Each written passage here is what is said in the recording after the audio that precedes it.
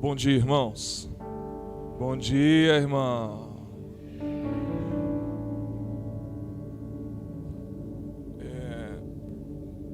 Anote aí, por favor, ativação para o chamado, é o nosso tema, ativação para o chamado. Ativação para o chamado.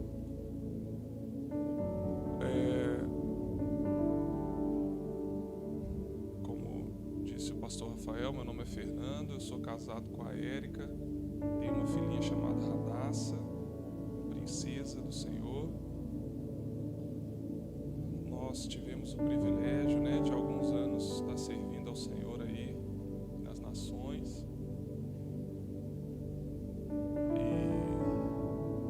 E, irmãos, ter ajudado um pouco na edificação da vida do Rafael é uma grande alegria para mim, ter somado um pouquinho no processo do que Jesus estava fazendo na vida dele. Sempre olhei para o Rafael com grande expectativa, até hoje também. Olho para ele, vejo ele desde muito jovem servindo ao Senhor e carregando algo mesmo para o Brasil e para as nações. Sempre olho ele com olhos de que Jesus vai levar o Rafa ainda a viver maravilhas dentro do reino dele. Não é rasgação de seda, não. É porque nós vamos caminhando assim, ver pessoas que estão crescendo, estão indo muito mais longe, estão amadurecendo, estão frutificando, até muito mais do que a gente já viveu. É uma alegria para nós, amém? Cooperar com pessoas, é uma alegria você poder ajudar alguém de alguma forma. Eu conheci o Evangelho de forma profunda e real, impactante no ano de 2004. Foi quando eu conheci assim, Jesus me pegou de jeito no ano de 2004. E foi através de um encontro com Deus. Eu cheguei nesse encontro, eu estava com um piercing na língua, estava com um piercing na sobrancelha, estava com um atravessado, um piercing aqui também, aqui na orelha. Cheguei bem carregado, bem avacalhado lá para dar trabalho para os obreiros lá no encontro. E Jesus fez uma obra magnífica, esplendorosa, salvadora, redentora na minha vida. Daquele encontro eu não saí mais a mesma pessoa, não. Jesus me virou do avesso. E começou ali uma caminhada com ele. Eu trabalhava em uma empresa, uma distribuidora farmacêutica. Nesse encontro eu acredito que eu estava com uns 19 para 20 anos de idade. E depois do encontro eu comecei a compreender que o encontro não era só 3 dias, que eu precisava mais, que eu queria mais, eu queria conhecer mais Jesus. E o fato de ter começado a fazer escolhas sobre querer Jesus, conhecer mais Jesus, é o que me trouxe até aqui diante de vocês. Eu não sou pregador assim, porque no começo lá alguém falou: eis que te digo, você será um grande pregador e vai por muitos lugares. Começou com uma decisão de conhecer mais Jesus. Falei: Jesus, eu quero te buscar até te encontrar. Eu quero te buscar até eu te encontrar. E essa decisão começou a me levar em outros lugares. Eu fui buscando ele no meu quarto, fui vivendo ali aquilo que era profundidade, buscando mais profundidade no relacionamento com ele. E eu creio também que o que Deus está fazendo na sua vida aqui não é só para uma semana. O alimento que você está recebendo aqui vai ser carga para você caminhar muito tempo. É um alimento para você caminhar muito tempo que você está recebendo aqui. Agora, continua perseverando na fé, no amor, no Evangelho, e você vai ver o que você está recebendo aqui foi alimento, não para um ano, para muitos anos você viver, ruminar, receber. Por isso é importante anotar, anote as ministrações, uma frase, um direcionamento, porque esse é um alimento que vai te ajudar demais na sua caminhada. Tem coisas que a gente não entende agora. Você vai precisar ouvir outra vez. Você vai precisar ouvir uma terceira vez. Quando a gente, por exemplo, obrigado, Sari. Quando a gente ouve sobre escatologia, a primeira vez eu não entendi nada. Quando eu ouvi escatologia a primeira vez, eu tive que escutar várias vezes sobre escatologia para começar a entender um pouco sobre escatologia. Então, às vezes, os irmãos aqui estão compartilhando uma palavra que naquele momento você não compreende ela com profundidade, mas na medida que você vai meditando naquela palavra, vai caminhando, o Senhor vai te dando cada vez mais entendimento, amém? Então, anote o que o Senhor tem trago através dos nossos irmãos e irmãs que têm compartilhado aqui. E aí eu comecei aquela caminhada, indo ao trabalho, voltando para casa e orando, indo ao trabalho e me dispondo a servir a igreja local. Eu comecei a ver algumas necessidades na igreja local e me dispus para elas. Obrigado. Eu me voluntariei ao serviço de zelador aí da igreja, de limpar, de capinar. Comecei a ajudar no ministério de limpeza. Depois eu comecei a ver que a limpeza começou a ficar na minha mão. Comecei querendo ajudar, daí alguns irmãos foram desaparecendo e eu acabei ficando responsável pelo ministério da limpeza. E para mim foi uma grande alegria, porque eu vinha, algo semelhante a esse mesmo piso estava aqui embaixo, nesse local abaixo dos nossos pés aqui.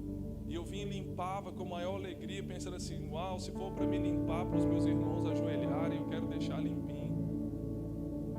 Se for para me organizar aqui e os irmãos que vierem se sentir bem, eu vou deixar limpinho.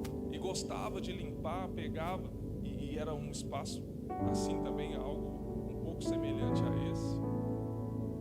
E tinha muita alegria em limpar, em capinar. Até que uma irmã, em um aniversário de um sobrinho meu, chegou em mim e falou assim, olha aquele rapaz ali, Fernando, chega nele, conversa com ele. E era o Rafael, ele estava lá, o Rafael estava lá no aniversário do meu sobrinho. Minha irmã era amiga da ex-namorada do Rafael, e aí ela tinha convidado a ex-namorada do Rafael. O Rafael foi lá, e essa irmã me impulsionou, vai lá, fala com ele. Eu fui, cheguei no Rafael, você estava com o quê? 17 anos, né? 17, 16 anos, né?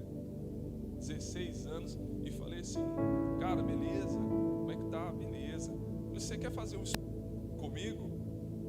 Aí ele me olhou assim, eu acho que estava debaixo do Espírito Santo, assim, aquele poder sobrenatural. Ele nem hesitou, ele falou, quero. Eu falei assim, então vamos fazer estudo bíblico aonde? Na minha casa ou na sua casa? Ele falou, não, na sua casa. Na minha casa, no caso.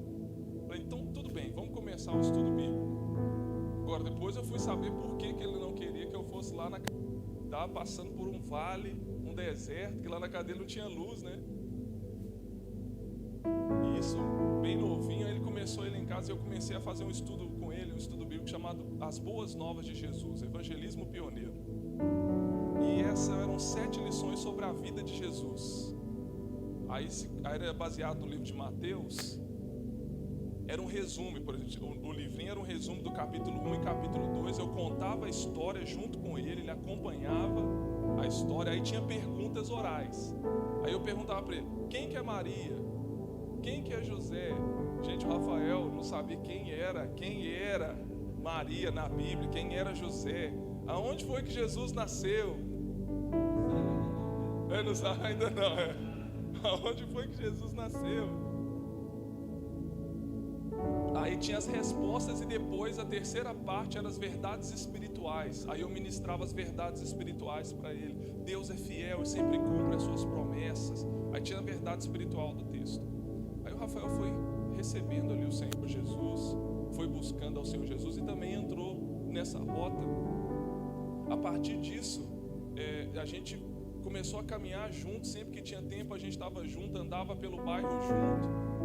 E começamos a ficar meio doido assim por Jesus e por compartilhar. A gente não podia se ver que passava muito tempo compartilhando ele, o que Deus falou com ele, o que Deus falou comigo. Até que por fim, um dia eu estava no culto, um irmão se aproximou de mim, sem me conhecer, e falou: olha, Deus está colocando algo no meu coração para você. Deus vai te tirar do seu trabalho e você vai ir por muitos lugares. Eu, sinceridade, quando ele falou muitos lugares, eu não entendi, mas soube me tirar do meu trabalho, eu entendi muito bem, e dei graças a Deus por isso, que era tudo que eu estava querendo já. Eu estava indo para o trabalho, bater o cartão, estava difícil para mim.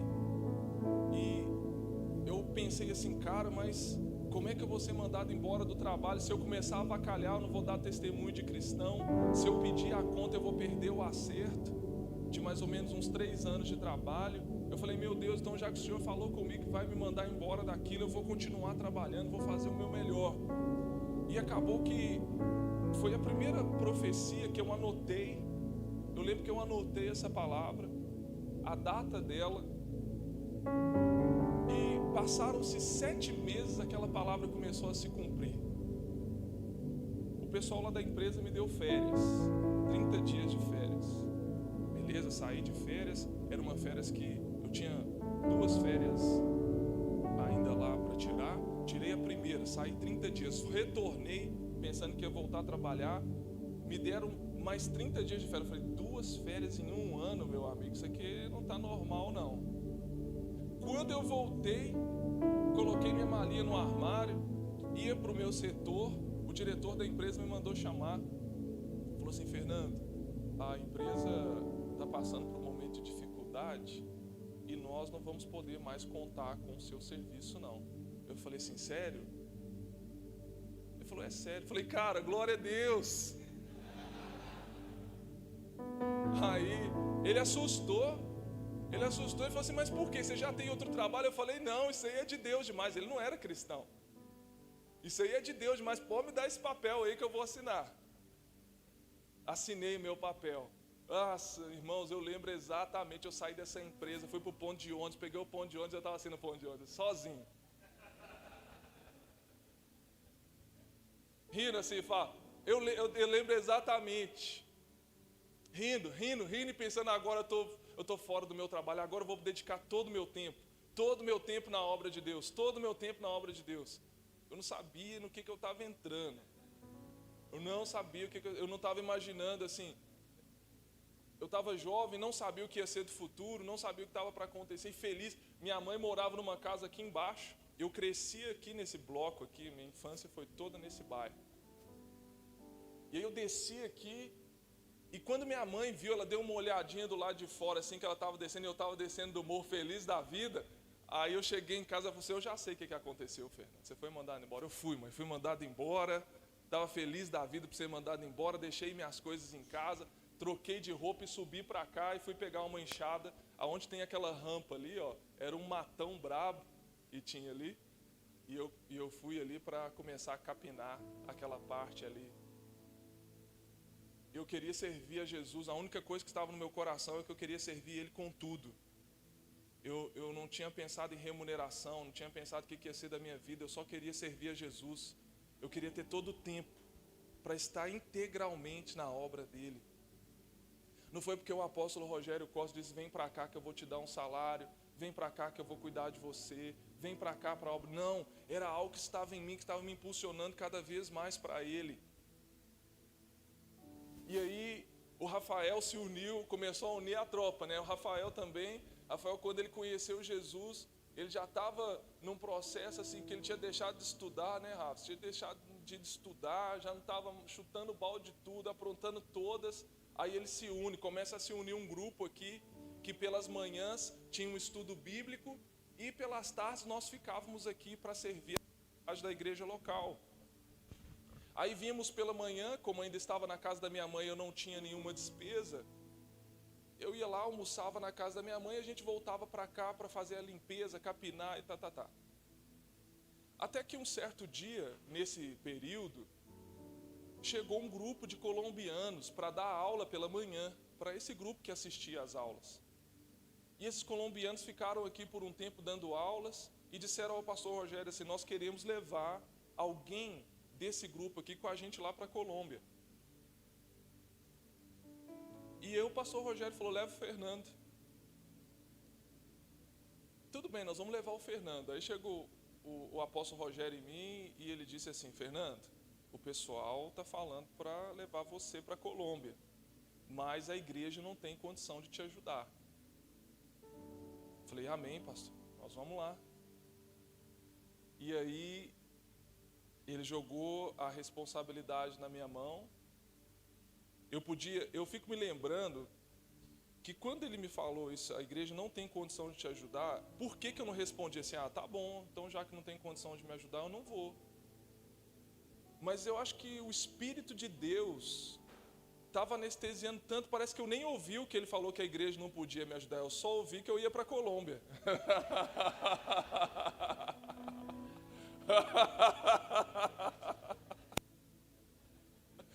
Eu não ouvi. Por quê? Porque eu comecei a dar um jeito, meu amigo. Aí eu falei para minha mãe começou a me ajudar a fazer pudim, e a gente ficava parado na porta no final do culto para vender pudim. A gente vendia os pedaços de pudim, fazia um pudim inteiro, vendia os pedacinhos para vender na porta da saída do culto, no cachorro quente. Fazia cachorro quente, ia para a porta do final do culto, e comecei a levantar o recurso, tinha um tempo para levantar. Aí quando chegou o momento desses colombianos irem embora, eu tinha só a passagem de ida. O valor para me chegar lá na Colômbia era o que tinha juntado, na época era uns R$2.000. E aí a igreja, claro, colaborou com uma parte. Nesse tempo, irmãos, na caminhada nas nações, muita coisa nós vivemos assim de provisão de Deus, e irmãos apoiaram, sem dúvida nenhuma, tive apoio aqui da Amor e Fé, mas eu vi algumas movimentações sobrenaturais de Deus na área financeira, que quando chegou a hora de ir, eu estava com a passagem só de ida e a gente ia por terra. 2007, eu faço a minha primeira viagem missionária fora do Brasil, mas antes de 2007, como eu converti em 2004, nós já tínhamos ido para Ouro Preto. Ouro Preto é uma cidade que está aqui próxima, uma cidade histórica, uma estrutura do catolicismo muito forte, e nós fomos lá ficar 15 dias, eu e o Rafael lá. 2 meninos, quem aqui tem 20 anos por aí? Levanta a mão, deixa eu ver, 20 anos. 20 anos, pô. Tem alguém com 22 anos? 22? Olha, fala sério. 20 anos, 22 anos. Chegamos lá no Ouro Preto, nós orávamos pela manhã, levantávamos ali, ficávamos às vezes de 8 da manhã até meio-dia em oração, lendo a Bíblia, escutando Antônio Cirilo, Heloísa Rosa, e a galera teve tequila, e colocava CD e passava CD, a gente ficava horas orando pela manhã, íamos almoçar, e depois de almoçar, evangelismo de tarde. Um dia o Rafael foi evangelizar um cara lá em Ouro Preto, né? Ele foi todo assim, né? A gente menina, apaixonado por Jesus, querendo pregar o evangelho, foi entregar o panfleto por ele. O cara pegou o panfleto da mão dele e amassou assim: quem é Jesus? Me mostra Jesus que eu vou matar Jesus agora. Eu vou matar Jesus agora. Eu falando: calma, tranquilo, cara. Tá de boa. Me mostra Jesus que eu vou matar ele agora. Eu falei: pronto, nós vamos apanhar no meio da rua agora. Ficamos 15 dias em Ouro Preto. Aí fomos para o norte de Minas. Eu tive uma experiência no norte de Minas. Tempo. E aí chegou esse momento, 2007, para ir para Colômbia com passagem só de ida. Saímos de Belo Horizonte, pegamos o ônibus de Belo Horizonte para São Paulo. De São Paulo pegamos um ônibus para Assunção, no Paraguai. Chegou no Paraguai, a única coisa que eu sabia falar em espanhol, eu falei: como é que fala Jesus te ama? E era Cristo te ama. Eu saía na rua e falei: Cristo te ama, Cristo te ama, Cristo te ama. Esse é o evangelismo. Eu disse: Cristo te ama. Pegamos, saímos do Paraguai, por dentro do Paraguai entramos para a Bolívia, da Bolívia para o Peru, do Peru para o Equador para a Colômbia, busão, tudo que coisa que você pode imaginar, a gente andou disso daí. E isso eu estava só, nesse momento, eu e esses colombianos. Os colombianos, quando encontravam com outros amigos deles, eles falavam espanhol entre eles, e eu ficava sozinho, não entendia um ar que aqueles caras estavam falando, não falava nada. Um dia assim, a gente estava todo mundo junto num quarto, aí eles se encontraram, pum, saiu todo mundo junto, ficou eu sozinho. Nossa, aquele dia foi um baque, cara.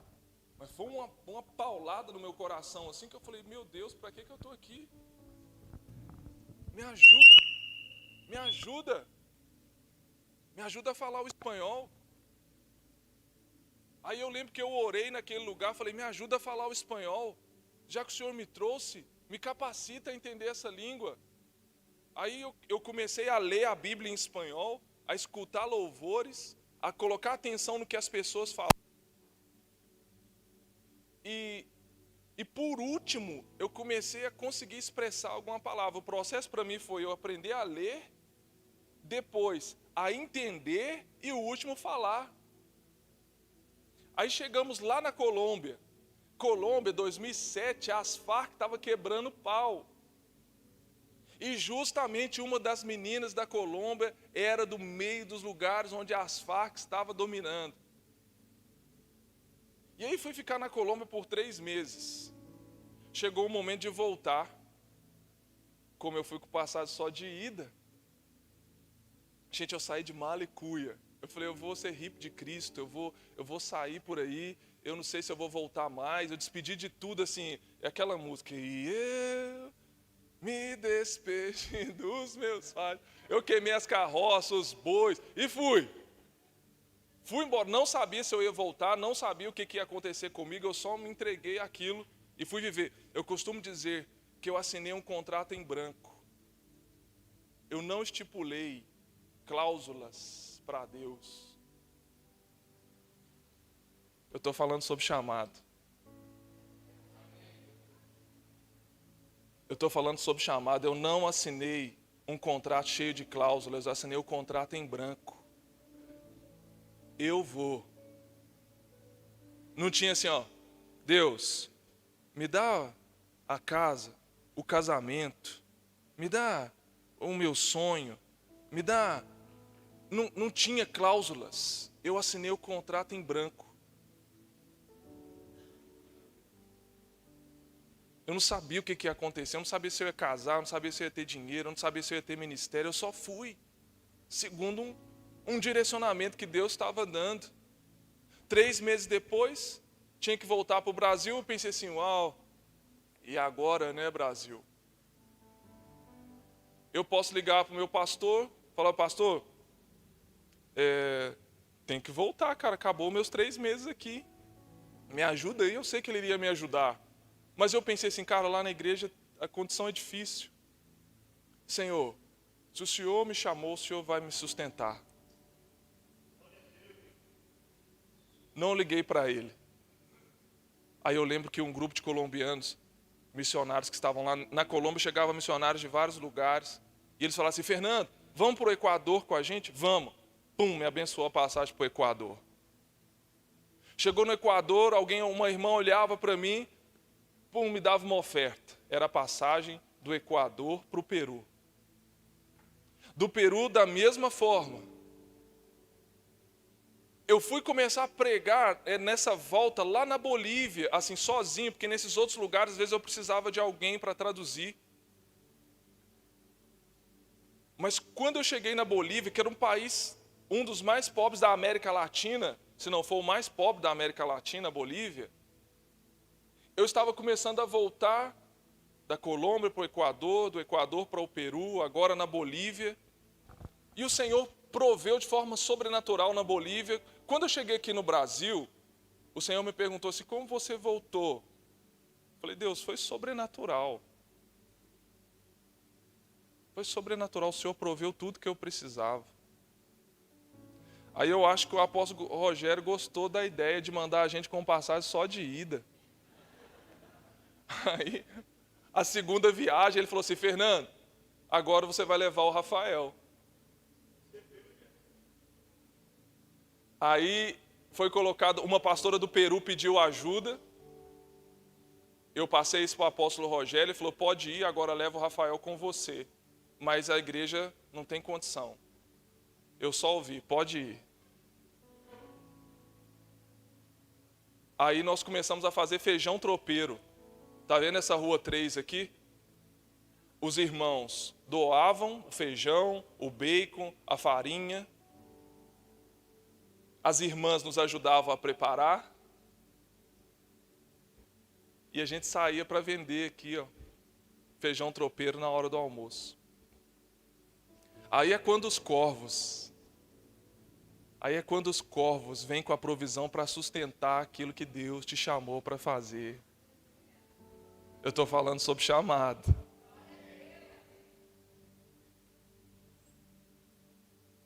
Aí conseguimos a passagem só de ida. Eu peguei o ônibus aqui, agora eu fiz a rota de BH até Campo Grande, de Campo Grande para Corumbá.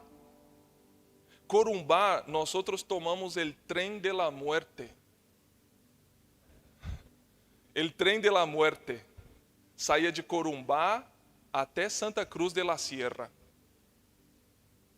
Nesse trem, meu irmão, esse trem é muito louco. Sentar ele é muito louco. Você não pode sair do seu lugar, do seu assento, senão você perde ele na alta. E quem é você para chegar lá e falar, meu bilhetinho aqui, ó, esse aí é o meu assento?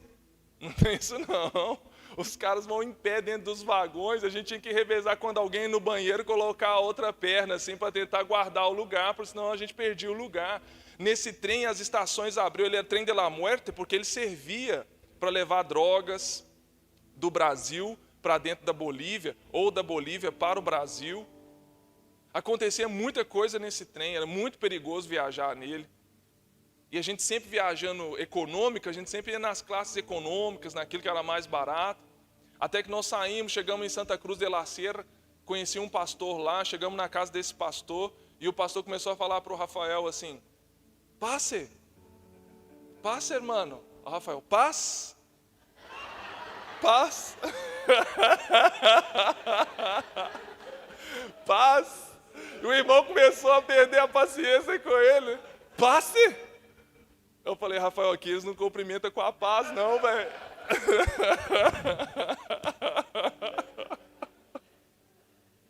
Ficamos lá na Bolívia, aí subimos lá para o Peru.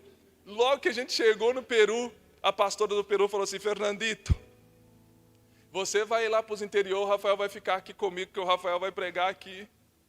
Cara, o Rafael não sabia falar nada em espanhol também. Ele chegou lá, a pastora já lançou ele para pregar. Imagina você chegando agora lá no Peru e a pessoa, toma aqui que você vai pregar para nós. Foi desse jeito, irmãos. Desse jeito. Acabou de chegar no Peru, a pastora falou, você vai pregar no próximo culto. Aí eu fui para o interior, quando eu voltei, eu fui escutar uma pregação do Rafael. E aí, né, ele foi falar sobre o corpo de Cristo. Ele estava dando um exemplo. Ele estava dando um exemplo. Aí para nós era assim, né? Tudo em espanhol, tudo em português que era ão, era ion em espanhol. Então, canção, canción. Canção, canción. Aí eu acho que ele assimilou assim, não, tudo é ion. Aí ele falou assim, hermanos, então, el dedón, el dedón não era português, não era espanhol, nem portunhol, ele estava inventando um idioma.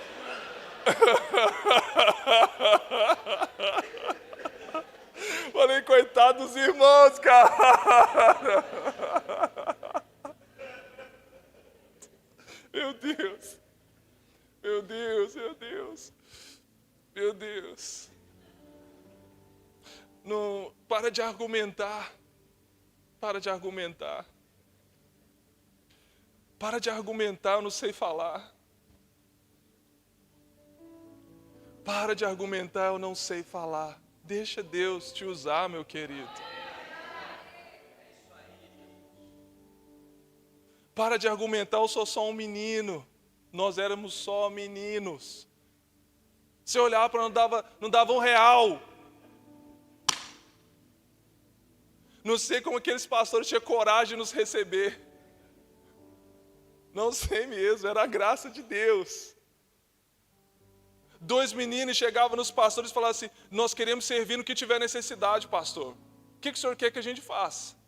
Limpa banheiro, prega, evangeliza, expulsa demônio. Pode mandar aí que a gente serve. Aí esses pastores nos recebiam, nos recebiam, mandava para a gente para a casa de um irmão, aí o irmão hospedava a gente lá, a gente fazia alimentação, dormia. Um irmão de uma igreja recebia 2 missionários sem conhecer eles na casa deles. E no período que nós ficávamos servindo naquela igreja, aqueles irmãos nos sustentavam. Agora pense você recebendo 2 boca grande na sua casa hoje, para tomar banho, para comer.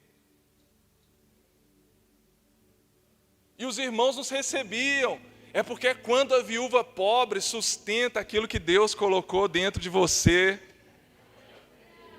Eu estou falando sobre chamado. O chamado feito da maneira de Deus terá os recursos que vêm de Deus. O chamado feito da maneira de Deus terá os recursos que vêm de Deus.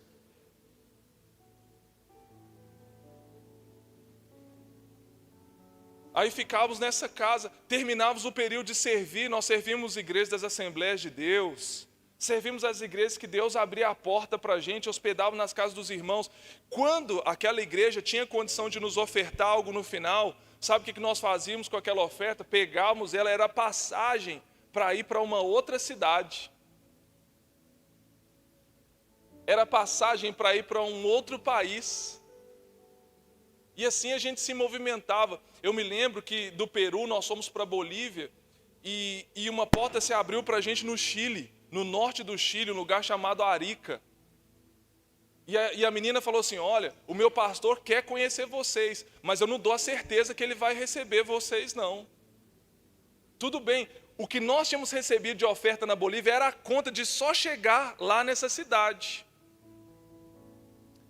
E aí nós chegamos lá, o pastor todo serão, falei, Rafael, nós vamos ter que organizar aqui o que a gente pode oferecer para esses irmãos. Aí eu peguei um pedacinho de papel e eu fui organizar as minhas ideias. Aí eu coloquei, o que nós podemos ministrar? Nós podemos ministrar sobre vida no Espírito, sobre chamado e vocação, e era vida no Espírito, chamado e vocação e algum outro tema. Aí eu cheguei, sentei com o pastor e falei, pastor, nós somos missionários do Brasil, nós estamos enviados para servir as igrejas no que for necessário. Se o senhor precisar que limpa banheiro, a gente vai limpar. O que o senhor precisa evangelizar, se ensinar na igreja, o senhor é que vai nos direcionar. Então, olha aqui, nós ministramos sobre vida no Espírito, né, pastor? A igreja precisa de vida no Espírito, chamada e vocação e volta de Jesus, escatologia. Aí o pastor olhou assim, olhou para nós, acho que no coração deve ter passado uma compaixão, né? Eu tenho compaixão desses meninos. Eu vou receber eles aqui. Graças ao Pai que Ele nos recebeu, porque se Ele nos mandasse embora naquela hora, eu ia ter que dormir na praça. Nós íamos ter que ir para algum lugar, bater na porta para nos receber, porque passagem para voltar para a Bolívia, nem para o Brasil a gente tinha naquela hora. E não é que nesse tempo, não foram muitas vezes que aqui do Brasil pingou alguma coisa lá na nossa conta, não. Teve situações, mas eu creio que raríssimas, dentro desse período que eu estava com o Rafael, onde alguém daqui enviava algo para a gente lá. Teve situações, porém, raríssimas. Então o Senhor precisava prover para a gente lá, para a gente conseguir voltar para o Brasil outra vez. E aí quando terminou o período lá, nós voltamos para o Brasil. Aí começou um processo de um rumo diferente. Eu me casei com a Érica. Deus falou sobre a minha vida emocional, daqui eu namorar.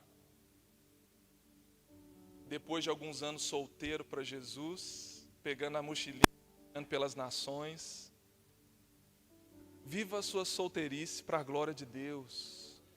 Gente, se tem um período top que você pode viver, o solteiro não é aquele infeliz na espera de um casamento, não. Vou falar outra vez, o solteiro não é aquele infeliz na espera de um casamento, não. Você pode ser um solteiro completamente dedicado ao serviço da obra de Deus, cheio do Espírito Santo, resolvido emocionalmente. Pega a sua solteirice, em vez de ficar aí caçando alguém, vai caçar Jesus e vai caçar, viver o propósito dele para a sua vida.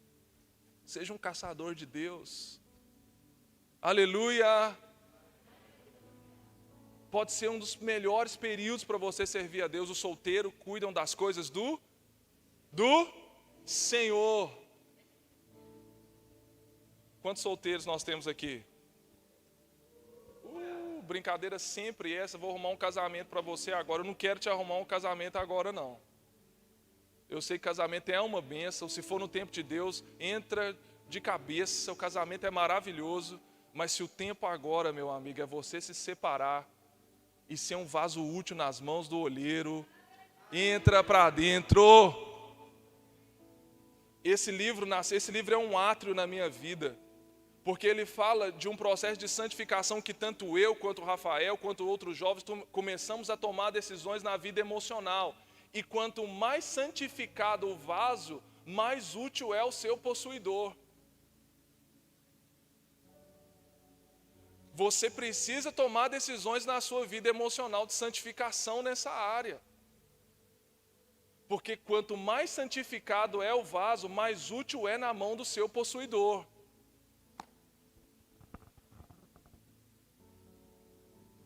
Agora, quando voltamos, eu caso com a Érica, ganhamos uma lua de mel lá em Coroa Vermelha, perto de Porto Seguro. Me deram de férias, mas era pegadinha.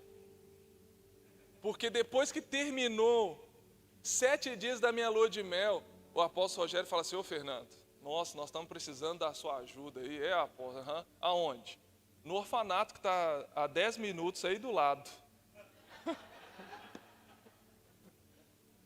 No 8º dia da minha lua de mel, eu e a Érica fomos parar dentro de um quarto de orfanato com 12 crianças para ajudar a cuidar.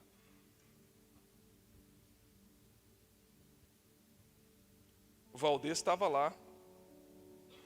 Quando o Valdez viu eu chegar, ele aproveitou e foi tirar férias. Ele saiu fora, ficou 15 dias fora, deixou eu e minha mulher. A Érica tinha acabado fisioterapia. A Érica não estava integral na obra como eu estava. Ela tinha acabado a faculdade dela, nós nos casamos. Ela naquela expectativa, a Érica esperou aí alguns anos para a gente se casar. O testemunho dela é muito forte. Fomos parar no orfanato para ajudar a cuidar de crianças órfãos ou abandonadas, desamparadas. E ficamos 1 ano. Foi muito interessante porque nesse orfanato, nós voltamos aqui em Belo Horizonte só para juntar algumas coisas que nós tínhamos ganhado. Eu vim com um caminhãozinho e levei para lá. Quando eu me casei, eu não tinha nem certeza onde eu ia morar. Isso é muito doido. Aí chegamos lá, começamos num quarto no orfanato a apoiar as crianças. E o Valdez, o trabalho da obra, começou a nascer uma Amor e Fé lá na Cabralha, começamos a apoiar a obra que estava nascendo lá. Jesus abençoou e o Valdez falou assim: Fernando, vamos tentar alugar uma casa para você e a Érica ficarem? Vamos. Aí fomos alugar uma casa lá, uma casa linda, quase na beira da praia, você atravessava a rua assim, você estava na praia. E aí alugamos a casa e começamos a ganhar mobília. Comecei a mobiliar a casa, falei: nossa, agora pronto. Agora eu vou comprar um cachorro, agora eu vou colocar televisão a cabo, agora sim eu vou ter minha hortinha e vou viver aqui feliz para sempre com a minha esposa.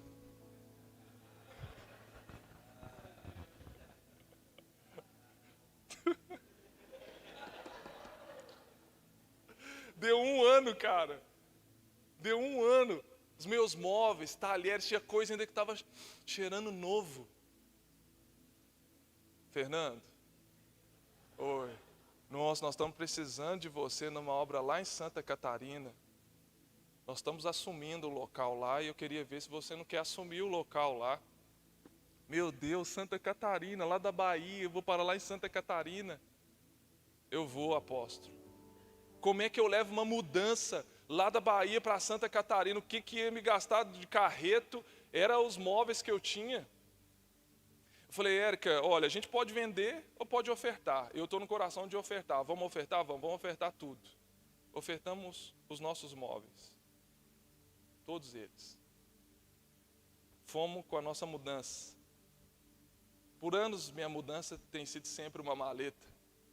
Aí fomos agora eu coloquei a Érica no barco. Porque Jesus colocou ela, porque o chamado não é só meu, o chamado é dela também. Chegamos em Santa Catarina, o apóstolo tinha me ofertado R$50.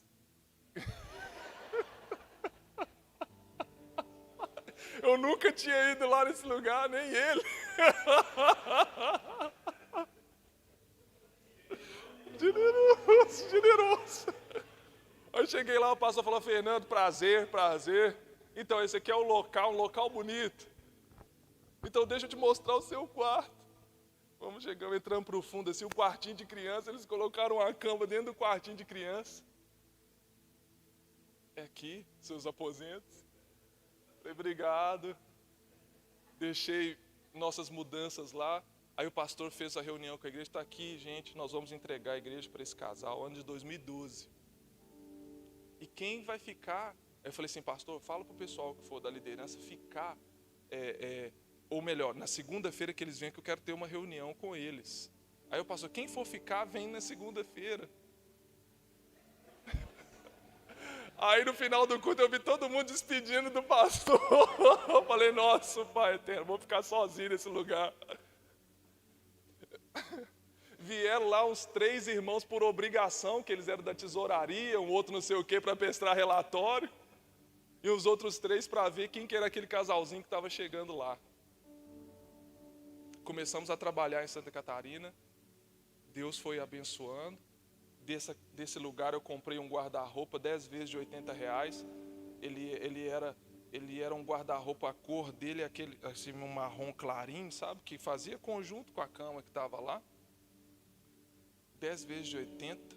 Aí Deus foi abençoando, nós fomos mudar para uma casa mobiliada. Eu falei, vamos mudar para uma casa mobiliada. A igreja já dava condição para a gente mudar para uma casa mobiliada. Fomos para uma casinha mobiliada. Aí eu pensei assim, bom, olha o que foi. Eu falei, melhor do que a gente ficar na casa mobiliada, vamos mudar para um apartamento e vamos mobiliar uma casa pastoral, para que quando o próximo pastor chegar aqui não passe o que eu passei.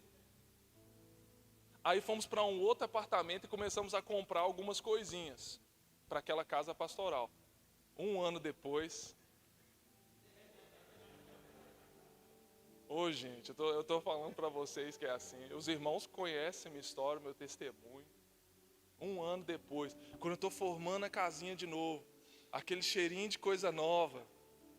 1 ano que eu fiquei em Santa Catarina. Fernando, oi, nossa, nós estamos precisando de você lá no Peru. Tudo bem, apóstolo. Chegou o pastor lá, que a gente fez a transição para ele. Como é que eu levo mudança de Santa Catarina lá para o Peru? Deixa aí e vamos com a nossa bagagem, com a nossa mudança de novo, lá para o Peru. Chegamos no Peru, fomos morar na casa de uns irmãos peruanos. Eles me levam para o meu aposento. É que eu não trouxe fotos porque eu sabia que ia estar de dia, não daria para mostrar. Está aqui os seus aposentos. No quarto que eles me entregaram o melhor quarto, melhor colchão. Mas o melhor que eles tinham naquele momento, o quarto não tinha piso, tinha cerâmica, chão batido. O colchão era aqueles sacos de arroz, tipo saco de arroz cheio de palha. Aí esse não tinha como comprar um guarda-roupa não. Eu fiz um guarda-roupa para a Érica top. Cheguei lá, tinha um armário, aqueles armários de escritório de ferro antigo, de 2 divisórias assim. Eu falei, Érica, eu vou fazer um guarda-roupa para você, esperes verás. Peguei uma cordinha, peguei 2 pedaços de pano, amarrei na ponta do armário, outro na outra, coloquei 2 cortininhas assim, só para abrir assim, a seção. Aqui está o nosso guarda-roupa. Chegamos lá no quarto. Começamos a servir os irmãos, trabalhar. E lá no Peru foram 4 anos. 4 anos de muita luta, muita guerra, muita história.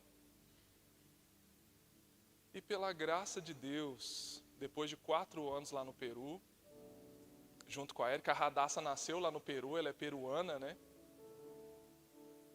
Nós estávamos bem na batalha, a luta com a igreja lá no Peru, o apóstolo começou a sugerir a volta para o Brasil.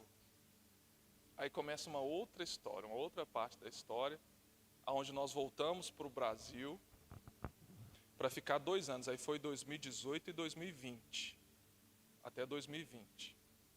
Quando nós chegamos aqui no Brasil, começamos a apoiar com a escola de missões. E agora em 2020 eu entrei num outro processo. Se eu contar a minha história para vocês, debaixo de um pé de amora, você chora. Porque o processo que eu entrei de 2020 para cá foi olha, por onde eu já passei por vários países. Outro dia eu tive na Turquia, né? Deixa eu só contar a questão da Turquia para vocês. Estava lá na Turquia, aí eu fui pilhado, fui doido para a Turquia, coloquei a faca no dente, falei, nossa, eu vou pegar um muçulmano desse aqui, ele está perdido comigo. E fui com a antena ligada, né? Quando você chega lá na Turquia, na realidade nós não tínhamos ido com um propósito específico missionário, mas para mim é impossível eu não ter as duas coisas. Quando eu vou num lugar, é impossível não pensar em missões, é impossível não pensar em como plantar a igreja num lugar, como que eu posso ajudar a igreja do Senhor naquele lugar. Aí, eu vendo aquela coisa, fomos fazer um passeio lá numa lancha, aí eu vi uma mulher de burca, preta, toda fechada no preto. Engraçado que eu tinha ido em Israel, só que a vibe era outra. Lá em Israel você vê muçulmano, você vê cristão, mas eu estava em outra vibe. Na Turquia parece que os meus olhos se abriram para as mulheres muçulmanas, para as mulheres que estavam de burca. Quando eu vi aquela mulher de burca, irmãos, era um passeio numa lancha, a mulher estava de burca, mas o cara estava com um jeansinho e blusinha, meu amigo, tirando uma onda, e a mulher de burca, num sol de lascar. Você só via só um pedacinho do olho dela aqui assim, ó. Quando eu vi aquilo, minha palpitação do meu coração mudou. Eu falei, meu Deus, comecei a pensar, quando é que essa mulher vai tirar essa burca? Meu Deus, quando é que essa mulher vai participar de um congresso de mulheres? Meu Deus! Quando é que o missionário vai vir aprender do português para o turco e do turco pregar para essa mulher? Meu Deus, eu não conheço ninguém que está vindo para a Turquia pregar o evangelho num país que é 99,8 muçulmanos, 0,2 outras religiões, presença cristã quase clandestina. Meu Deus, o que eu vou fazer? Só de lembrar que, né, a gente levanta a mão, o anjo passa aqui atrás. Eu não conheço, olha que a gente está aí em missões um tempo, conheço algumas pessoas e agências missionárias. Agora me fala alguém da sua turma que você conhece todos esses anos, que está sendo preparado para ser enviado a um país não alcançado. Me fala aí, alguém tem algum amigo, irmão, conhecido que foi preparado para conquistar um país não alcançado aqui? Ninguém? Ué, tem alguma coisa errada com a igreja? Porque uma das finalidades da igreja é a proclamação do evangelho, é fazer Jesus conhecido. Agora, a gente mostra aqui, olha gente, o perdido lá na África, olha o perdido lá na Turquia, no Peru, olha gente, a gente fala, nossa, que dó, que dó. Como diz o pastor, dó é ali, não tenha dó de ninguém não. Não tenha dó de ninguém não, tenha compaixão. Compaixão vai mover o seu coração a fazer algo por alguém. Vou falar outra vez, compaixão vai mover o seu coração a fazer algo por alguém. Olha o necessitado. Agora, o maior necessitado não são eles. A necessidade de ir aos povos não alcançados e fazer missões é nossa. Porque se nós não aquilo que Deus nos chamou para ser, nós não estamos cumprindo o desenho que Ele nos chamou. E se nós não cumprimos o desenho original de Deus para a igreja, nós é que somos necessitados de ajuda que vem do alto. Somos nós que precisamos. Esse povo que deveria falar assim: nossa, tadinho deles, olha lá, cadeiras acolchoadas, microfones e unções, e eles não fazem nada com isso. Ontem eu estava falando na igreja que eu estava ministrando, a coisa está tão feia que se eu falar para alguém aqui: olha, eu estou dando para você a passagem paga para ir para Miami, para você ir lá falar de Jesus, mas olha, você vai ter que deixar a sua família, você vai ter que deixar o Brasil, o seu pão de queijo, vai ter que deixar o seu mate couro, você vai ter que deixar o Netflix, mas está aqui, a passagem paga para você ir para Miami agora, ficar lá um tempo para pregar Jesus. Tem pessoas aqui que na hora que sentir aquele frio na barriga, falando: eu deixar tudo? Eu não estou falando de ir para o Provo Muçulmano, não, estou falando de ir para Miami. Tem gente aqui que não iria de medo. De medo. Irmãos, que o Senhor tenha misericórdia de nós, porque tudo que Ele faz em nós é para transbordar para a vida de outros. A visão da igreja não pode ser local, a visão da igreja é todas as nações para Cristo. A visão da igreja não pode ser local, a visão da igreja é Jerusalém, Judeia, Samaria, até os confins da terra. Essa deve ser a sua e a minha visão. Quantos estão comigo aqui? Anote isso, a minha visão deve ser todas as nações para Cristo. Se eu não posso ir, eu posso interceder. Se eu não posso interceder, eu quero colaborar de alguma forma financeiramente. Mas a minha visão é que onde haja um ser humano, se ele estiver lá no Polo Norte, ou se ele estiver no Ribeirinhos, ou se ele estiver no Vidigal, ou se ele estiver numa favela aqui do lado de Ribeirão das Neves, essa pessoa precisa conhecer o que eu estou recebendo.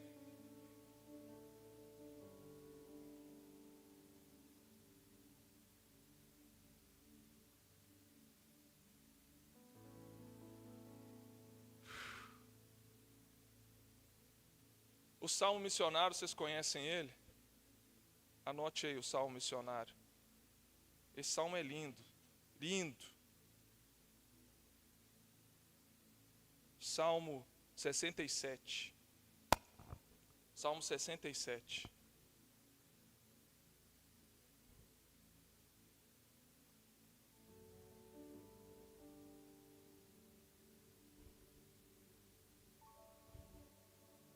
Seja Deus, verso 1, gracioso para e faça resplandecer sobre nós para que se conheça na terra o teu caminho e em todas as nações a tua salvação. Diga assim: tudo que Deus faz em mim é para transbordar para outros.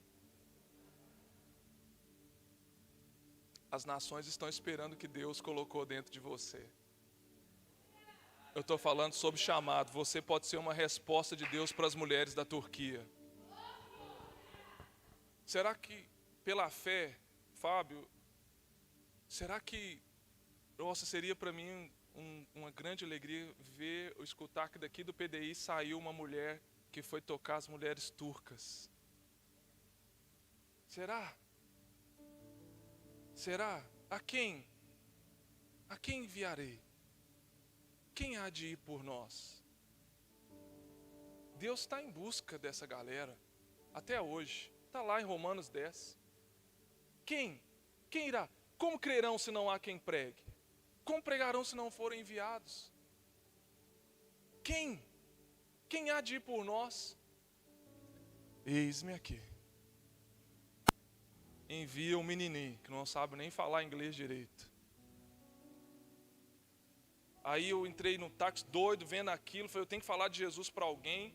Eu sei que o irmão não estava nessa vibe de falar de Jesus para ninguém, mas eu estava. Aí um dia entrei num táxi, fui gastar todo o meu inglês. Hi my brother, how are you? Pronto, acabou. Gastei todo o inglês que eu tinha com o taxista. Ele: I'm fine, and you? I'm fine. Aí o irmão começou a conversar com o cara, eles estão conversando. Aí ele começa a dizer assim: wow, where are you from? I'm from Brazil. Ok, Brazil, very good. E esse taxista conseguia falar algumas palavras em inglês. Aí ele disse para o irmão assim que estava atrás de mim: coloca para mim uma música lá do Brasil.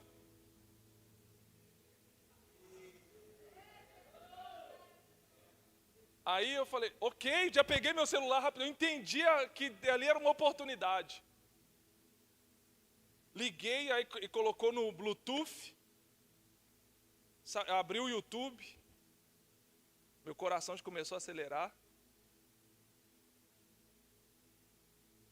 Aí eu pensei assim, música do Brasil, você acha que eu vou colocar Sabor de Mel para ele escutar? Abri aqui a busca, sabe o que eu coloquei? Worship Gospel em turco.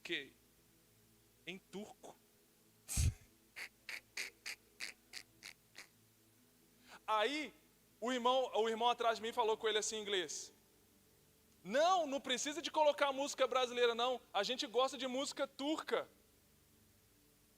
Falou com o cara. Falei, não gosto de música turca não, a música tradicional dele. Coloquei, na hora que apareceu aqui as telas, eu falei, pronto, na hora que eu clicar nessa música, esse cara entender, cara, ou a gente vai preso aqui, ou esse cara vai começar a apedrejar a gente. Mas sabe quando você já está assim querendo mesmo que o pau quebra?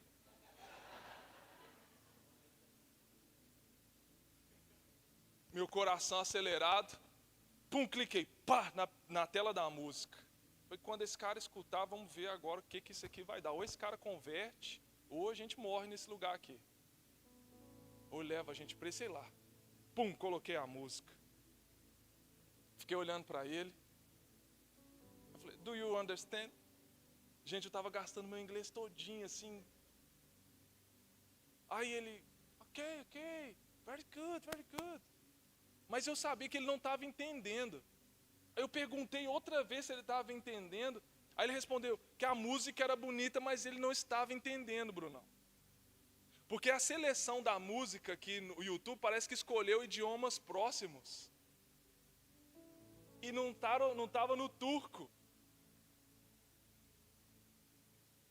Aí ele falou assim, ele gostou da música, parecia uma música do Hillsong, alguma coisa assim. Cantando aleluia, aleluia, aleluia. Pelo menos aleluia dava para entender que aleluia é uma das palavras universais, né? Aleluia. Aí, cara, eu saí do táxi com esse irmão, eu saí chateado. Falei, poxa vida, o cara não entendeu, eu saí bolado. O cara não entendeu a música, era a oportunidade de a gente morrer para Jesus.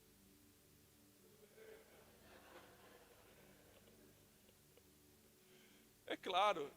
Sabe por que eu estava... Aí outro dia lá, eu fui com uma blusa de propósito. Eu fui com uma blusa escrito Jesus, assim, em todos os idiomas. Falei, eu vou com essa blusa, eu vou chegar lá e vou mostrar o nome que está sobre todo o nome, na alta. Aí, eu estava com uma blusa de frio, um dia eu saí lá numa praça, tirei a blusa e fui gravar um vídeo. Esse vídeo eu até coloquei na internet. Tô falando assim, aí no meu campo de visão, do lado, eu vejo uma mulher muito brava, ela estava muito brava. Do meu lado, passando de um lado para o outro. Olhando de um lado para o outro. Falei, quero nem saber. Estou falando aqui em português, mas eu creio que ela deve ter visto o nome que está sobre todo o nome e se sentir incomodada, né? Aí desliguei. E esse irmão que estava comigo, ele estava sentado lá do outro lado. Lá do outro lado, só me observando. E eu voltei, ele falou assim, Fernando, cara, aquela mulher está muito brava, velho. Vamos embora, vamos vazar. Vamos embora. Falei, vamos embora. Mas se eu estivesse morando na Turquia, eu não faria um negócio desse. Eu faria outro tipo de trabalho, é outra vibe, é outro trabalho que você tem que relacionar e tudo mais. Ali eu sabia que era a única oportunidade que eu tinha de estar lá. Eu não sabia se eu iria voltar outra vez. Então estava igual o homem-bomba de Jesus mesmo. Se viesse para cima... Não é porque eu sou super-herói, não é porque eu sou bom, nada disso. Porque eu corajoso, nessas horas o coração da gente vai lá na boca, a gente sente o que não sente aqui no Brasil ao evangelizar. Lá não é a pessoa falar não para você, Lá, e se não aceitar, meu amigo, você corre risco de vida. Agora, morar num país, fazer um trabalho diferenciado, eu não sairia fazendo o evangelismo público, porque eu sei que não ficaria um dia lá, os caras mandavam embora de lá. Mas, meus irmãos, eu estou falando para vocês de alguém que nasceu num bairro de periferia de Ribeirão das Neves. Norberto ali, meu irmão, sabe que nós nascemos em um lar pobre. A gente não tinha dinheiro para sair de Minas para São Paulo. Eu estou falando sobre chamado. Porque não, limitação financeira não pode parar o que Deus tem na sua vida. Jesus me levou a quebrar, a romper fronteiras. Porque, meus irmãos, aqueles que amam a Jesus não têm fronteiras para elas. Missões é o seu amor por Jesus te levando a romper fronteiras. Missões é o meu amor por Jesus me levando a romper fronteiras.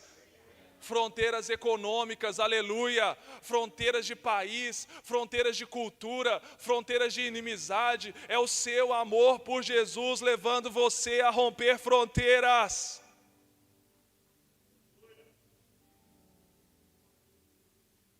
Não sei falar direito o espanhol, não sei falar direito o inglês, mas eu tinha tomado um posicionamento no meu coração de que se Jesus tivesse uma graça abundante sobre mim, eu quero ela. Eu quero.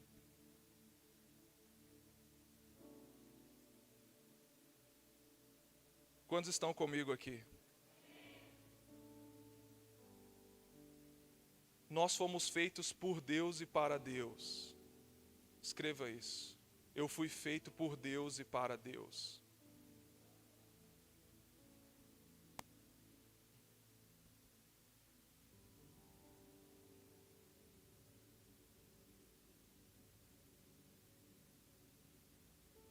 O meu primeiro chamado é estar com Jesus. O meu primeiro chamado é estar com Jesus. Mas depois é fazê-lo conhecido.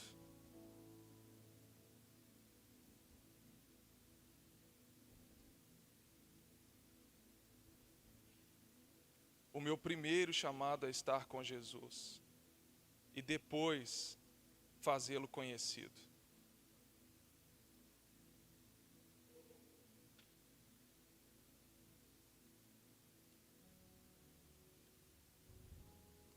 Aleluia. Eu estou dando esse testemunho para a glória de Deus Pai. É para você ver alguém que não tinha condição financeira, alguém que nem sabe falar outros idiomas direito, podendo ser de alguma forma ou outra útil na mão do possuidor. Quanto mais você pode ir muito mais além. Você pode ir longe, amém, amém, amém. Você pode viver, olha, jovem, adulto, ancião. Não limite aquilo que Deus tem na sua vida. Não olhe para as limitações, nenhuma delas. Físicas, financeiras. Jeremias, eu colocarei a palavra na sua boca. Se levanta.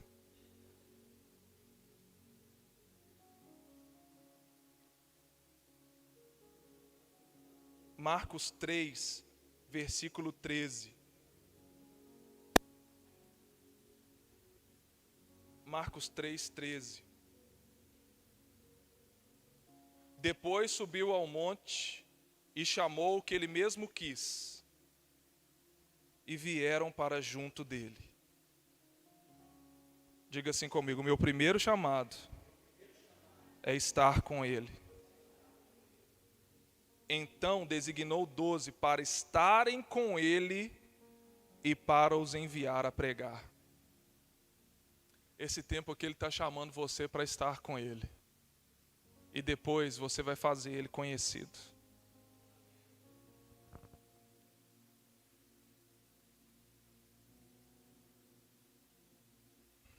Lá em Efésios,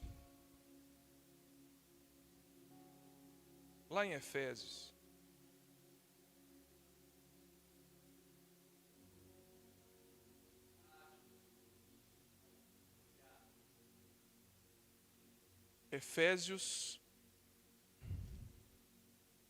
nós já temos ouvido alguma coisa sobre esses desenhos,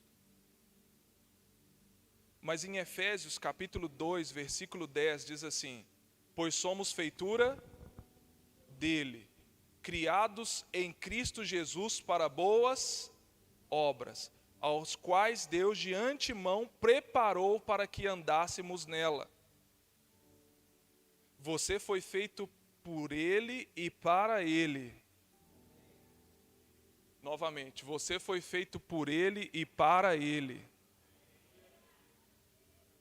Você é feitura de Deus. E criado para andar em boas obras que Ele preparou de antemão. Aí ele fala desse desenho, dessas obras, e eu estou falando sobre chamado. Ele fala de um plano, de um propósito para você e para mim. Deus tem um plano eterno para a sua vida. E Ele te chama para viver esse plano eterno. Ele te chama para Ele e te chama para esse plano. Ele te chama para essa história que Ele escreveu para você. Aleluia! Ele te chama para Ele, para entrar no coração dEle, e te chama para viver essas boas obras que Ele tem para a sua vida. Porque nele eu encontro quem eu sou. Nele eu encontro o que eu preciso fazer nessa terra como parte do meu propósito eterno. Porque quando nós falamos sobre chamado, nós estamos falando sobre Deus, nós estamos falando sobre identidade, estamos falando de propósito, amém? Amém! Quando nós falamos sobre chamado, nós estamos falando sobre Deus, nós estamos falando que quando Ele me chama para Ele, eu encontro quem eu sou e para onde eu vou.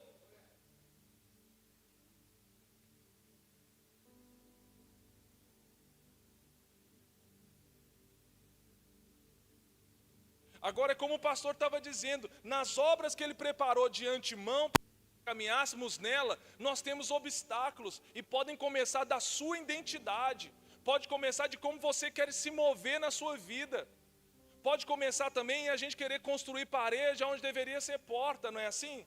A gente começar a escrever a nossa história, as nossas decisões, e você é livre para cuidar da sua vida, você é livre para fazer as escolhas que você quiser. Mas cuidado para que elas não te tirem do propósito do desenho original de Deus para a sua vida.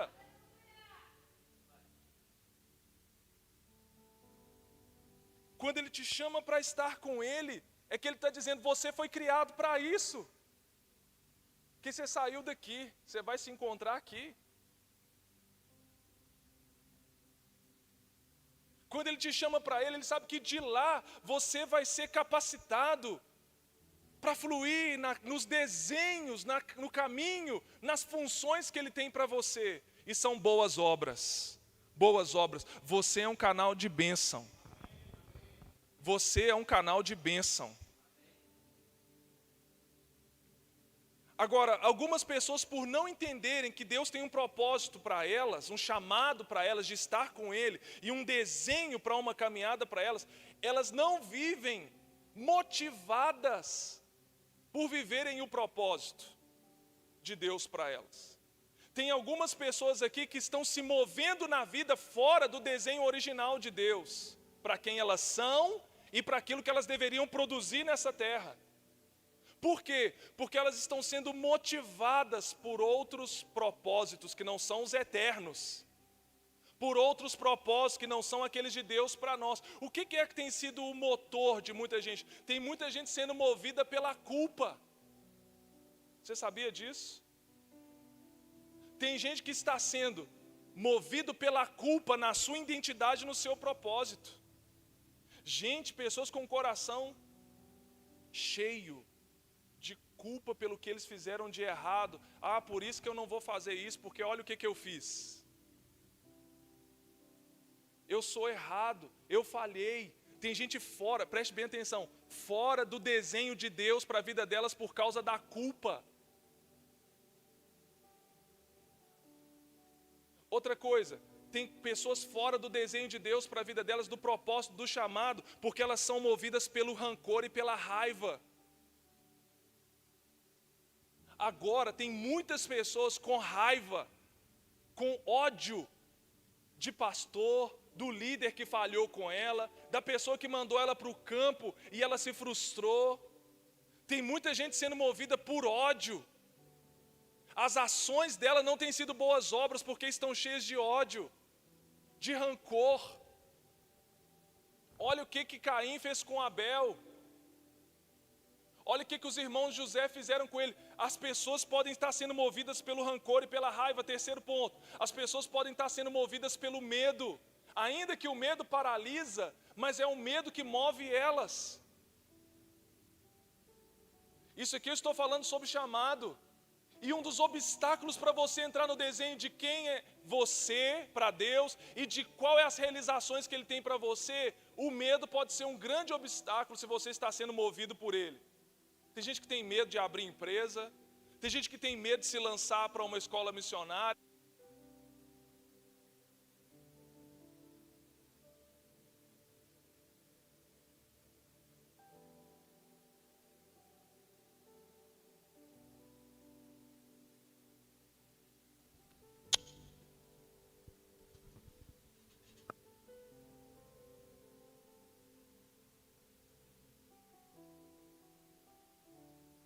Eu saía de trás do ônibus, parava na frente da roleta, às vezes não sabia nem o que eu iria falar.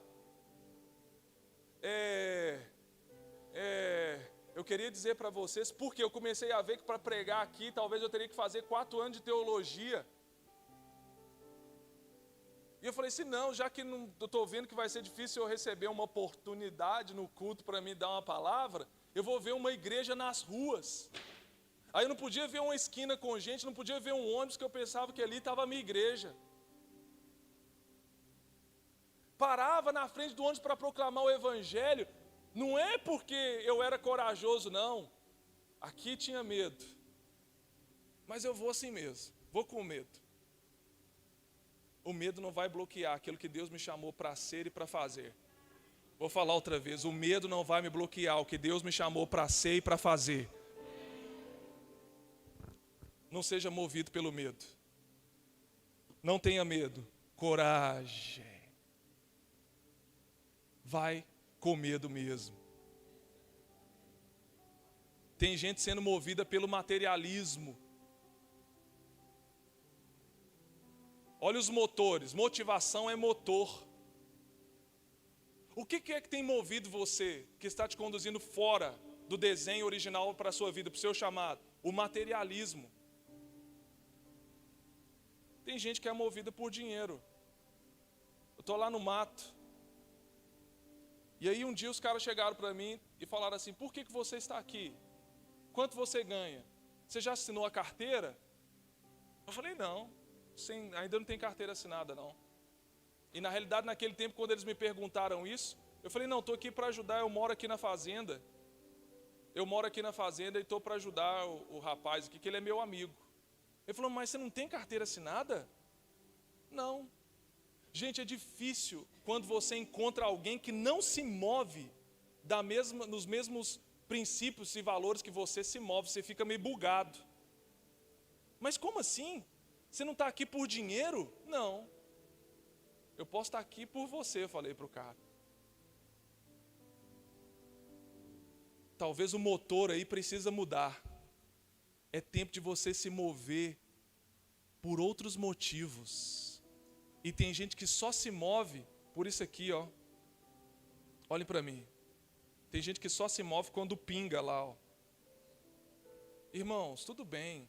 Eu não estou falando que dinheiro é do capeta, que nada disso, me entendam bem. Eu estou falando como aquilo que move as suas emoções, aquilo que move os seus passos, o que determina onde você vai morar e o que você vai fazer. É isso aqui, ó.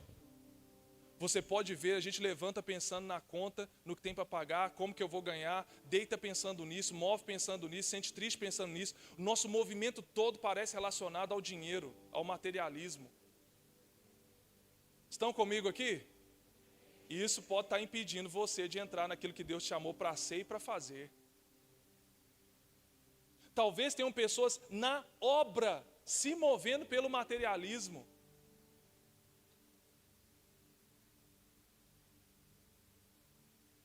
Não deixa isso te impedir de entrar no desenho original de Deus para a sua vida. Não deixa as coisas materiais pararem você. Se alguém falar, a gente não tem para te ajudar, cria onde não existe. Eu não tenho para financiar o seu projeto com órfãos. Eu não posso te ajudar agora o seu projeto com drogas. Eu não tenho para te ajudar agora para te enviar para a escola de missões. Crie, vá correr atrás. Conexões, ligações, mas não se mova pela falta de dinheiro ou quando você tem dinheiro.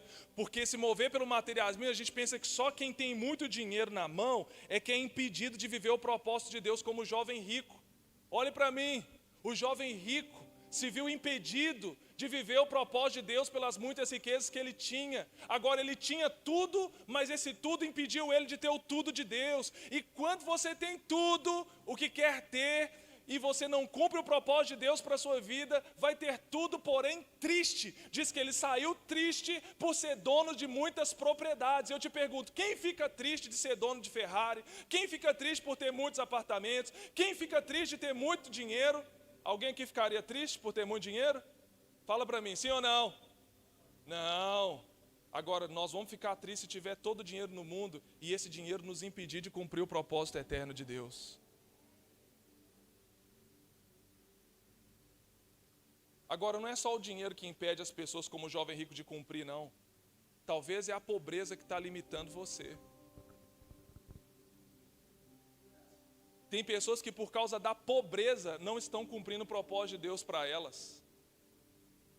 E eu declaro em nome de Jesus que nem ter dinheiro ou ter dinheiro vai nos impedir de entrar no desenho original da vontade de Deus para nós. Quando vier aqui, eu não tenho dinheiro. Você fala, acabou isso na minha mente, meu querido, que não importa, eu não me movo pelo materialismo, eu me movo dentro do propósito eterno de Deus para a minha vida. E o dinheiro vai chegar quando eu me colocar à disposição de viver o propósito de Deus para mim. Eu estava perguntando para algumas pessoas, se hoje pingar lá na sua conta, Fábio, pinga lá 10 milhões, plim, você deixaria de morar em Anchieta? Johnny, você deixaria de morar lá em Teixeira de Freitas se pingar 10 milhões? Você deixaria? Hã? Pingou lá na sua conta 10 milhões. Você acha que eu vou morar aqui no Nova Pampulha, meu amigo? Me dá um apartamento lá no Vila da Serra, me dá um apartamento lá no Miami, me dá um apartamento em qualquer outro lugar da terra, menos aqui em Ribeirão das Neves. Gente, eu vou comprar uma mansão lá no Friburgo e vou sair de Anchieta e vou ir para lá. Isso pode mostrar que o nosso coração é movido pelo dinheiro e não pelo propósito. Vai que Deus tem um propósito de eu continuar com os 10 milhões em Anchieta. Sabe o que eu estou querendo mostrar para você? Que o dinheiro não pode determinar as escolhas dentro do seu propósito. Ter ele ou não pode determinar se você sai do seu propósito ou não. Quantos estão me entendendo aqui? Deixa de mover com ele ou sem ele, rompe as fronteiras. Rompe as barreiras e viva o propósito eterno para a sua vida. Eu tenho certeza que se algumas pessoas melhorassem financeiramente agora, a primeira coisa que elas vão fazer é fugir rapidinho de onde elas estão, mesmo que onde elas estão seja o desenho original de Deus, porque o coraçãozinho está tão carente, está tão necessitado, que quando pingar o dinheiro lá, ela não vai aguentar, ela vai negociar. Ela vai negociar princípios eternos, ela vai negociar o propósito pela proposta. Não se mova pelo materialismo. E outra coisa, tem pessoas que estão sendo movidas pela necessidade de aprovação. Anote isso. Não me mover pela necessidade de aprovação. Não me mover pela necessidade de aprovação.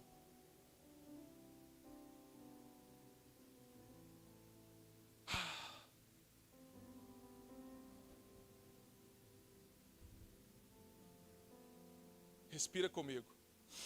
Respira, todos. Solta o freio de mão. Solta o freio de mão. Aqui, ó. Não se mova pela necessidade de aprovação. Quando você entrar no desenho de Deus para você e para o que você tem que fazer, aqui, ó. Você acha que vão ter pessoas chegando assim? Vai para a escola de missões, né?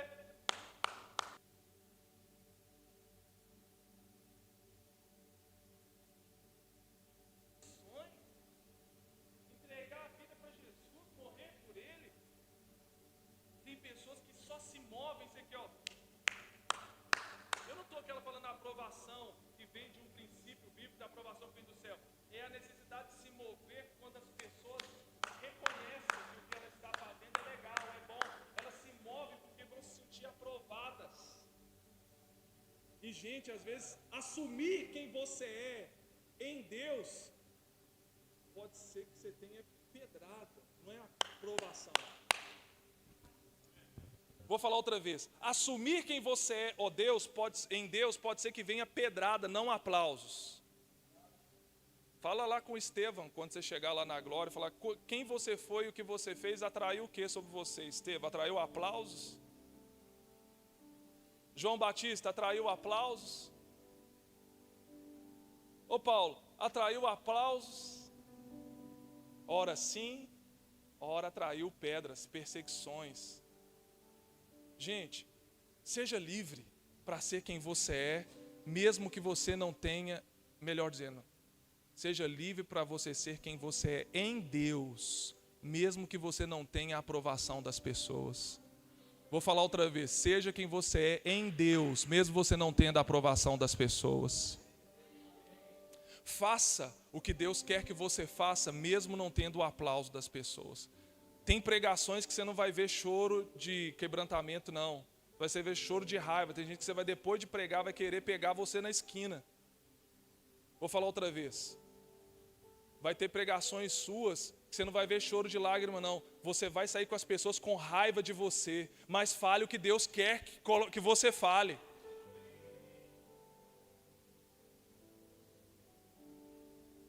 Tem gente que você não vai cantar os louvores que o pessoal quer ouvir, não. Cante aquilo que o Espírito Santo está inspirado você para fazer.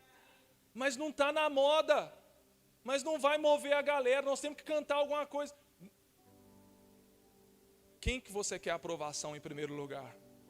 Para quem que você vive para agradar? Seja quem você é em Deus, livre. E faça aquilo que Ele desenhou para você. Não se mova pelo reconhecimento das pessoas, pela aprovação das pessoas. Eu estou falando sobre chamado.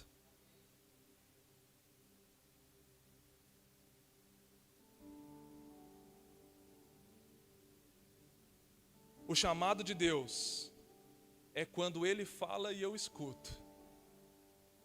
Quando acontece o chamado? É quando Deus fala e eu escuto. Escreva assim: quando acontece o chamado? É quando Deus fala e eu escuto.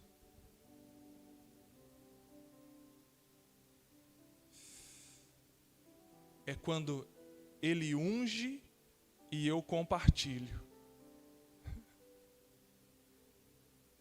Oh! Quando acontece o chamado? É quando Deus fala e eu escuto. É quando Deus unge e eu compartilho.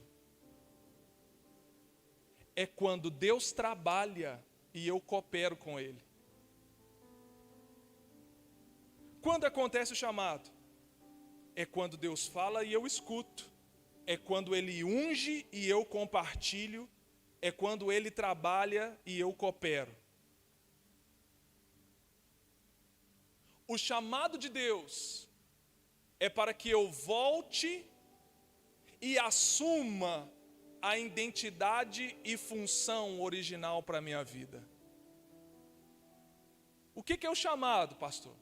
O chamado é Deus falando: volta para a sua identidade original e assume o propósito que eu tenho para a sua vida. Para de querer ser quem você não é. Quantos estão comigo aqui? Para de querer ser o Neymar, a Anitta. Para. Para de querer ser seja quem eu desenhei você para ser.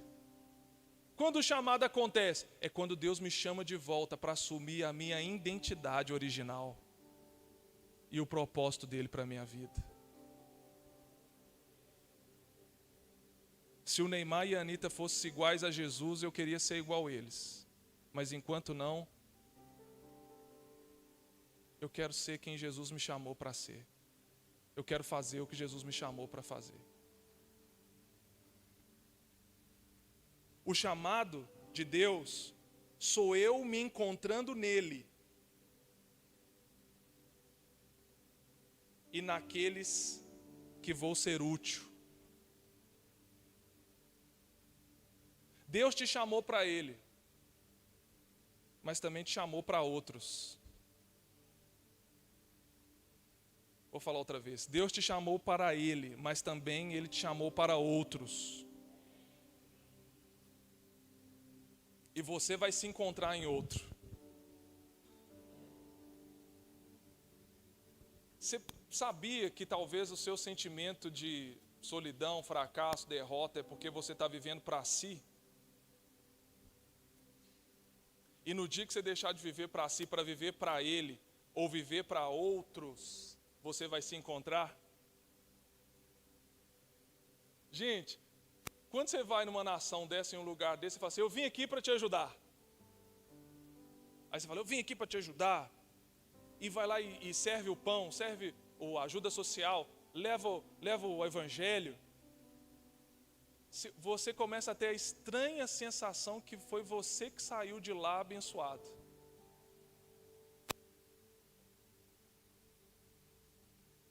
Você vai lá e serve as crianças, os idosos. Você vai lá e vem e serve a igreja com a limpeza. Você tem a estranha sensação que é você que se encontra em servir a outros. Porque o seu chamado é para outro.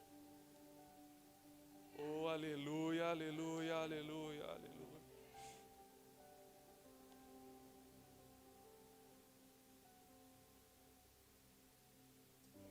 Seu chamado é para o corpo. Seu chamado é para o corpo.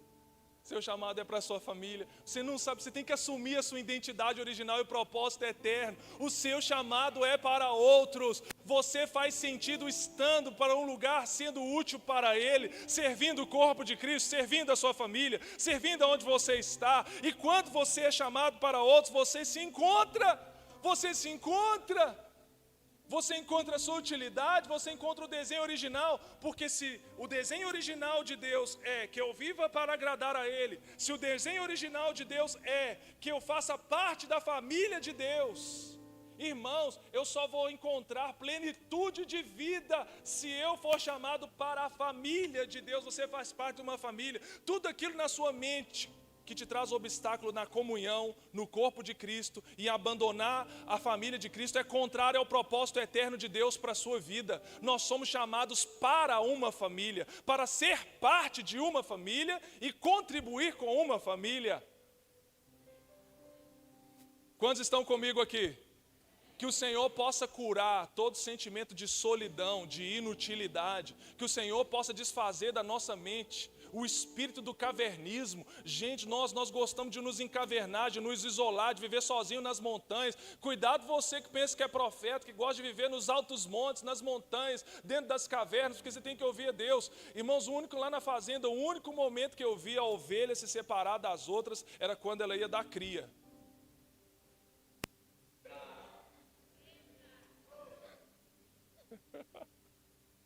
Se você está me entendendo, entra no teu quarto em secreto e ora ao Pai. É aí que você se separa, porque aí é que você está dando a luz naquilo que Deus está gerando em você. Mas o restante, meu amigo, somos uma família de muitos filhos semelhantes a Jesus, para a glória de Deus. O seu chamado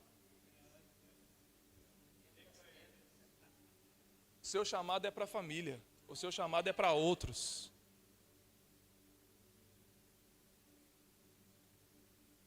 O que é o chamado? O chamado é a luz da palavra entrando no meu entendimento e provocando um fogo propulsor para as minhas atitudes. O chamado é a luz da palavra entrando no meu entendimento e provocando um fogo propulsor para as minhas atitudes. O chamado tem muito a ver com fogo, viu, irmão? Tem muito a ver com luz. Isaías, Moisés, os discípulos em Emaús, pessoas chamadas por Deus.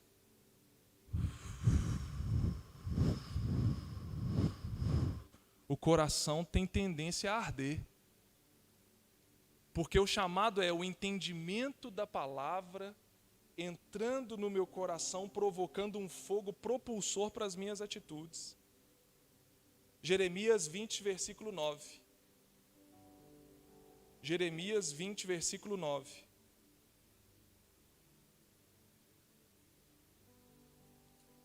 Vamos ler lá, por favor. Alguém pode ler para mim, por favor? Jeremias 20, versículo 9. Melhor, eu vou ler aqui. Quando pensei, já não me lembrarei dele, e já não falarei no seu nome, então, isso me foi no coração como fogo ardente, encerrado nos meus ossos. Já desfaleço de sofrer e não posso mais. Eu não posso me calar. Eu nasci profeta. Se eu parar de proclamar, eu morro. Porque o chamado ele arde no coração. Rasgarei a vida aos teus pés.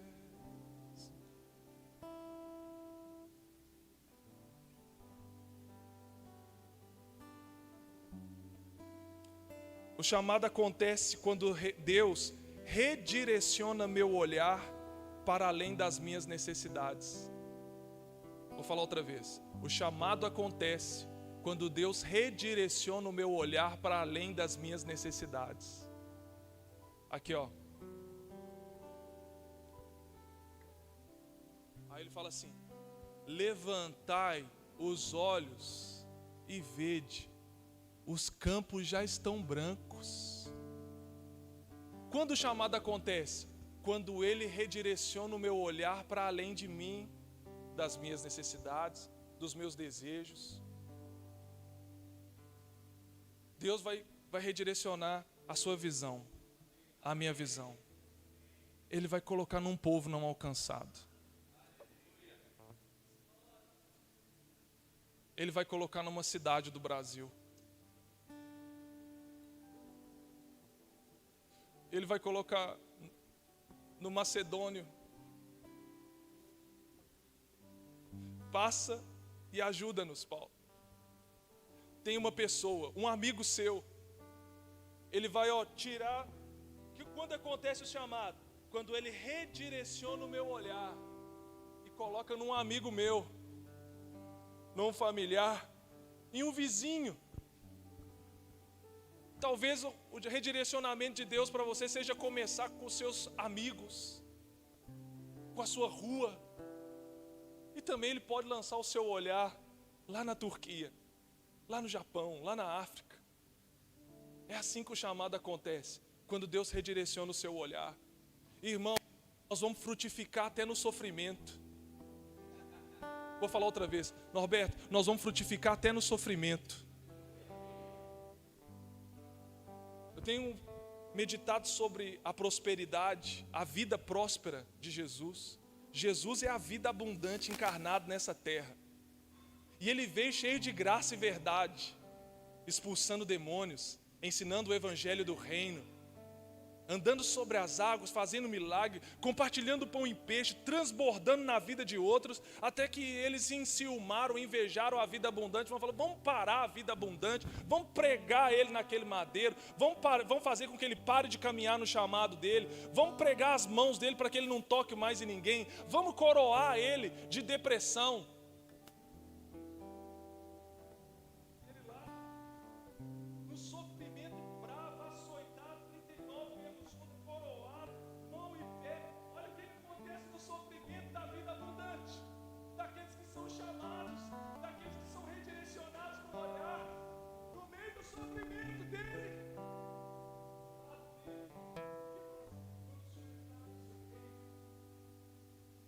quero estar junto aí, viu? Ainda hoje você vai estar comigo no paraíso. Gente, no sofrimento Jesus estava ganhando alma. Vou falar outra vez. No sofrimento Jesus estava ganhando alma. No sofrimento você acha que eu estou pensando em ganhar alma, meu amigo? No sofrimento eu estou olhando aqui, ó. No sofrimento, aí rapaz, no sofrimento ele está assim. Ô João, olha aí, ó, essa mulher. Cuida dela. Cuida dela. No sofrimento ele está preocupado com os discípulos, com os familiares. No sofrimento ele está preocupado que Maria e João tivessem companhia. Gente, você é uma coluna na sua casa, e mesmo que você esteja passando por um momento difícil, você vai ser capaz de ser bênção para os seus familiares e para os seus discípulos. No sofrimento, ele ora ao Pai. Porque, irmãos, nem o sofrimento vai parar a nossa vida de relacionamento com o Pai. No sofrimento, ele está assim, está consumado. No sofrimento, ele está cumprindo o propósito eterno do Pai para ele. O que eu estou falando para você, que o sofrimento não vai fazer você olhar só para si, não vai pensar, nossa, mas eu que preciso ser cuidado, nossa, mas eu que preciso de oração, nossa, mas alguém que tem que preocupar comigo. Não, nós vamos chegar num estágio da vida abundante de Jesus, que em mesmo ao sofrimento eu sou bênção para alguém, eu estou ganhando alma para alguém, eu estou vivendo o propósito eterno para alguém. Eu estava lá no mato com a minha sofrência, andando e chorando lá no mato, andando e chorando no mato. Jesus, eu estou nesse mato, Jesus, eu estou nesse mato. Olhando para mim, orando para mim, o que eu estou fazendo? O Senhor está no meio desse mato, só pode ser.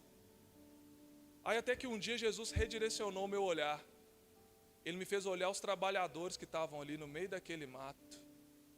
Essa palavra começou a encher o meu coração. Eu falei, opa, peraí. Como é que eu posso evangelizar esses caras aqui? Pensei, vou comprar uma Bíblia para cada um. Aí falei, não, os caras, alguns são analfabetos, nem vão interessar a ler a Bíblia. Quer saber, eu vou comprar caixinha de promessas. Eram 10 caras mais ou menos. Fui falar com uma mulher da livraria. E eu falei, eu quero 10 caixinhas de promessa. Ela foi e me deu as caixinhas de promessa. Embalou na embalagem para presente. E eu falei assim, não vou pegar todo mundo não, eu vou pegar um de cada vez na curva, vou pegar na curva um de cada vez. Entregava uma caixinha de promessa e evangelho na veia. Entregava outra caixinha de promessa e evangelho na veia. Outro dia, chegando lá no mato, estava a cadeirinha do cara, que era um dos vigilantes, a mesinha com chimarrão, a água quente e o livrinho de caixinha de promessa. Logo pela manhã, o brother tinha tirado um versículo. Aí quando eu tinha chegado, ele não estava. Quando ele me viu chegar, ele pegou a caixinha de promessa escondida. Tipo assim, vergonha, né? Só que o santo pegou ele abriu e falou assim, Fernando, lê para mim. Eu não entendi, não. Aí o versículo, buscai o Senhor enquanto se pode achar. Nem o sofrimento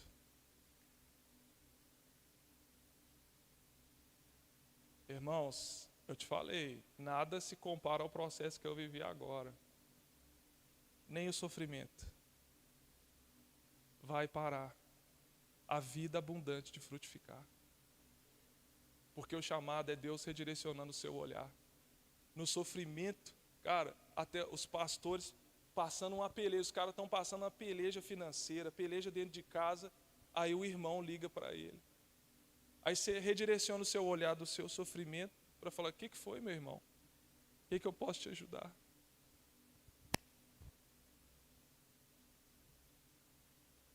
Nós vamos terminar. O chamado acontece quando nós utilizamos as habilidades adquiridas. O chamado acontece quando nós utilizamos as habilidades adquiridas, talentos naturais e dons espirituais para a glória do Pai. O chamado acontece quando nós utilizamos as habilidades adquiridas, talentos naturais e dons espirituais para a glória do Pai. Gente, em Deus nada se perde. Em Deus, olha, Deus vai pegar até as suas feridas e transformar num chamado. Vou falar outra vez. Deus vai pegar as suas feridas e transformar num chamado. Deus vai pegar as habilidades adquiridas e transformar em um chamado. Deus vai pegar os seus talentos naturais e transformar em um chamado. Deus vai pegar os dons espirituais e transformar em um chamado. Em Deus nada se perde.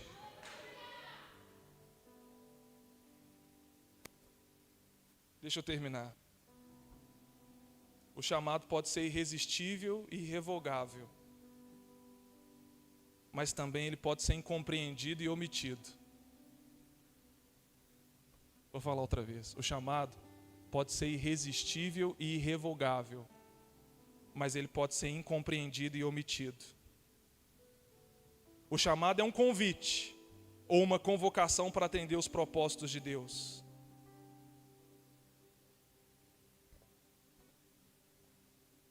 No chamado, teremos alegrias e tristezas. Fora dele,